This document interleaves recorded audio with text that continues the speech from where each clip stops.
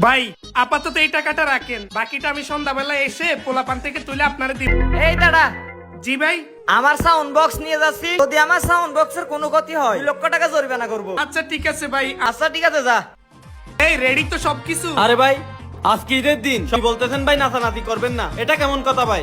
আরে বেটা চুপ কর, এটা তোর এমনিতে বলছি। ওর দোকানটা পার হয়ে একটু গেলেই আমরা ডিজের তালে তালে নাচানাচি করা শুরু করে দিব বেটা। এই গাড়ি ছাড়ো।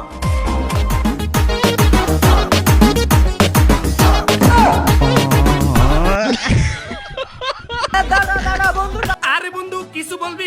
আরে বন্ধু, তোরা এই ঈদের দিনে সাউন্ড বক্স নিয়ে এনজয় করতেছিস, আরে বেটা আমাকেও নিয়ে চল, আমিও এনজয় করব।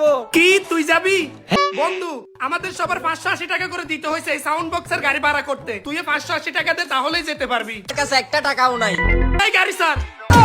আমার টাকা নাই বলে আমাকে নিয়ে গেলি না তো, দেখিস তোরা